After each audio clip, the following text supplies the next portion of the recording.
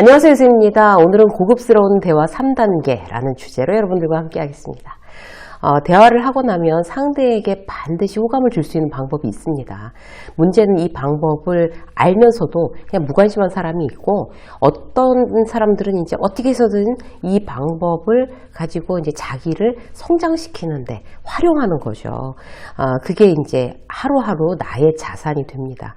사람들과 이제 계속 어울려 살아야 되는 게 우리 이제 세상의 이치잖아요.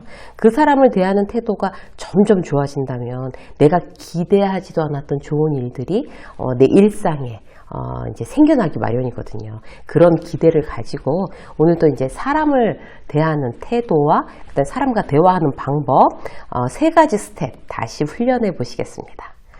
자, 일단 사람을 만나서 가장 중요한 첫 스텝은요, 존중의 사인을 보내는 거예요. 여기서 사실 90%가 결정되죠. 의사소통을 할 때 말로 되는 건 사실 별로 없어요. 일단 느낌으로 뭐든지 알아지잖아요. 그래서 그렇게 태도를 우리가 강조하는 거죠. 입으로는 별별 좋은 말을 다 해도 그게 진실로 받아들여지기 위해서는 그 외적인 요소가 아주 중요해요. 존중의 사인을 보내는 이제 구체적인 방법. 일단 누군가를 만나면 처음 만났던 이미 알고 있는 사람이든 간에 그 사람에게 집중하는 게 기본이에요. 집중. 눈을 마주치고 이제 웃으면서 공손하게, 나이와 관계없이 우린 공손해야 되는 거죠. 인사하고 나서도 중요한 건 어느 정도 시간은 그 사람한테 초점을 맞추고 있어야 돼요. 포인트는 만나는 사람 모두를 그렇게 해야 유능한 사람이 되는 겁니다. 그러니까 우리가 이제 직장이나 사회생활 하면서 직급 높은 사람들을 볼 때 저 사람은 어떻게 저 직급에 올라갔지? 라고 이해가 안 될 만큼 예의가 없는 사람들도 있어요. 아주 예외적으로. 자, 예를 들어 볼게요. 대표적으로 이제 누가 이제 인사를 시켰어요. 그러면 네, 반가워요. 이렇게 하고 고개를 이렇게 탁 돌려서 그런데 어쩌고저쩌고 얘기해요. 그러니까 지금 인사 받은 사람은 네, 반가워. 이렇게 얘기했는데 그게 정말 반갑다는 뜻으로 받아들였을까요? 굉장히 무시당한 느낌인 거죠. 존중받지 못한 느낌을 받아요. 소개를 받았으면 사장이 신입사원 소개를 받았더라도 몇 분은 그 사람한테 집중, 질문을 하거나 바라보거나 간단한 스몰 토크, 농담을 하거나 이렇게라도 하는 게 가장 기본적인 시그널이죠. 자, 미팅의 경우를 생각해 보자고요. 예를 들어서 이런 거예요. 거래처에 손님이 왔어요. 4명이 온 거예요. 1명은 사장, 1명은 임원, 2명은 수행으로 이제 따라왔어요. 밑에 직원들이. 과장 하나, 신입 하나 이렇게. 자, 이런 일행이 이제 내 방에 들어왔어요. 그러면 어떻게 내가 이제 나한테 온 이 거래처 손님들한테 첫인상을 어떻게 보여줘야 될까? 그 4사람한테 똑같이 명함을 주고 공손하게 인사를 해야 돼요. 근데 이제 사장하고 임원은 나한테 가까이 와서 나랑 이제 악수하고 명함을 주고 받는데 2명은 이제 워낙 신입이고 이러니까 저 뒤에 서가지고 이렇게 막 부동자수로 있다고 치자고요. 그러면 내가 그 사람들한테 일부러 걸어가서 신입사원한테까지 공손히 명함을 주는 게 이게 중요합니다.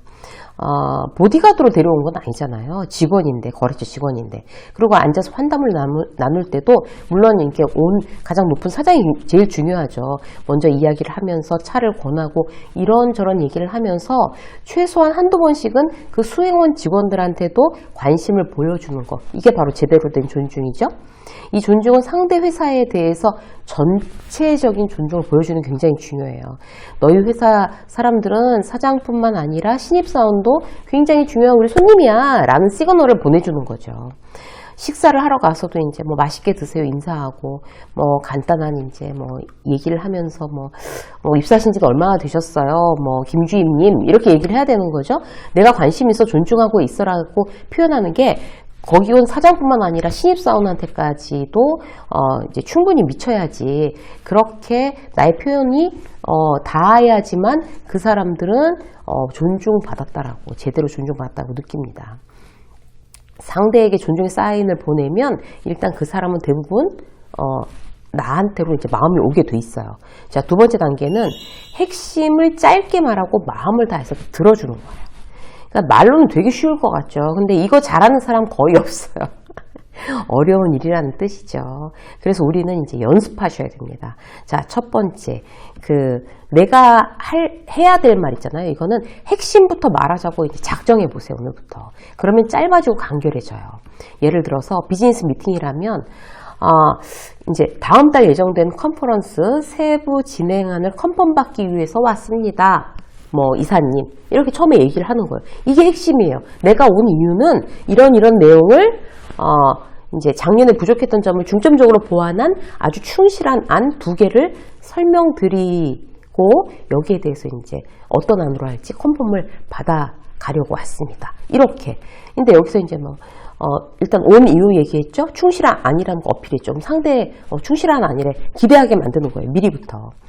우리가 비즈니스 미팅에서 늘 잘못 생각하고 있는 거는 아이스 브레이킹을 해야 된다고 생각해요. 그래갖고 필요 없는 말을 서두에 길게 늘어놓는 거예요.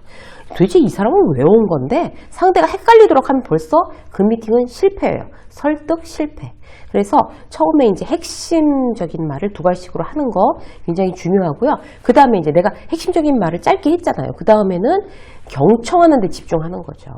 브리핑은 내가 하는 거지만 난 당신 말에 굉장히 관심이 많고 잘 들을 준비가 돼 있습니다. 라는 시그널을 보내세요. 그래서 상대가 말을 시작했어요. 저 사람이 이제 클라이언트잖아요. 그럼 잘 듣고 나를 잘 듣는 사람으로 이미지 메이킹하면 불패예요. 그거는. 자, 상대를 쳐다보면서 고개를 끄덕이면서 이렇게 메모를 이렇게 하는 거죠. 이게 어떤 쇼잉으로 더 보여줘야 돼. 잘 듣고 있습니다. 라는 거. 여기서 또 다른 포인트. 다른 의견을 내면 그거를 그게 아니고요. 반박하는 게 아니라 다른 의견이 있다는 거를 당연하게 받아들이는 거예요. 다른 생각하고 다른 판단할 수 있는 거죠. 근데 중간에 말을 가로막고 말도 안 돼 이런 표정을 짓고 앉아 있으면 굉장히 문제가 되는 거죠. 특히 후배들한테 이제 이런 미팅에서 이런 경우들 있잖아요. 후배가 발언하고 있는데 그건 아니고 내가 3년 전에 해봤는데 내 경험으로 이제 그거 해봤는데 안 돼 이렇게 단정하는 거 대단히 무례하고요.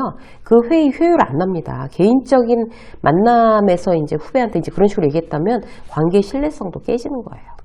이제 예를 들어서 개인적인 만남에서 이제 후배가 회사가 너무 멀어서 월세를 많이 주고 회사 근처 오피스텔로 옮긴다고 얘기했어요. 그러면 거기다 대고 이제 내 기준으로 월세 주고 남는 게 월급에서 남는 게 뭐냐는 둥 그렇게 직장 생활하면 돈 하나도 못 모은다는 둥 정신 못 차리네 후회한다 이런 말을 함부로 할 일이 아니라는 거죠. 그러니까 후배의 상황은 근처로 올 수밖에 없는 어떤 그런 사정이 있을 수도 있고 나랑 다른 가치관을 가질 수도 있고 뭐 월세를 비싸게 내야 되니까 다른 지출에서 그 사람이 알아서 줄일 어떤 그런 보관을 가지고 있고 나는 모르는 거잖아요. 그래서 내 경험을 기준으로 상대의 의견을 폄하하지 않는 거 굉장히 그게 바로 잘 들어준다는 의미예요. 자, 세 번째 마지막 스텝은요. 잘 질문하는 거예요. 단순히 이제 상대의 말을 듣고 그렇군요. 이게 고개만 끄덕거린다고 해서 대화가 완성되는 건 아니에요. 누군가 대화를 나누면 내 말을 이제 간단하게 핵심을 얘기했잖아요. 남의 말은 진심을 다해서 들어주고 그 다음 단계는 내가 상대한테 진심으로 잘 질문하는 거죠. 진심 어린 질문이 있다면 상대는 이 사람이 내 얘기에 지금 공감하고 있구나 이렇게 안심을 하고 마음을 여는 거예요. 그냥 고개만 끄덕이고 있으면 내 얘기가 지루한가? 나랑 말하기 싫은가? 그렇게 불안감을 느낄 수 있어요.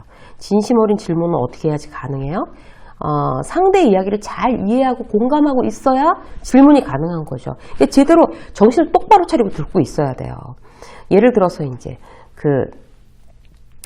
도저히 팀장하고 안 맞아서 직장을 그만둬야겠다고 막 징징대는 후배가 나한테 막 얘기하고 있었어요. 이러면 내가 막 잘 들어주고 어떤 걸 질문을 해야 될까요? 요즘 팀장한테 스트레스 많이 받았구나. 어떤 부분에서 그렇게 안 맞고 부딪히는 건데 이렇게 물어봐야 얘기가 통하는 거죠. 그런데 거기다 대고 옮기는 거 요새 쉽지 않다. 연봉도 비교해야 되고 네 나이도 생각해봐. 이렇게 얘기를 해버리면 대답 나의 리액션이 지금 이 사람하고 초점 못 맞추는 거예요. 지금 초점이 팀장하고 안 맞아서 나 너무 스트레스 받고 있습니다가 핵심이잖아요. 그러면 그 핵심을 질문을 해줘야 되는 거죠. 잘 질문한다는 건 바로 핵심을 질문한다는 뜻입니다. 상대에게 진심으로 마음이 없다면 이렇게 핵심을 이렇게 질문하는 거 굉장히 어려워요. 그래서 오늘 설명한 이제 세 단계 다시 한번 이제 여러분들께서 리마인드 하셔서요. 점점 더 능숙하게 이렇게 적용하는 어떤 그런 노력 내가 나 스스로를 아주 잘 키우는데 도움이 되실 겁니다. 이쌤의 직장서 오늘 여기까지 하겠습니다. 고맙습니다.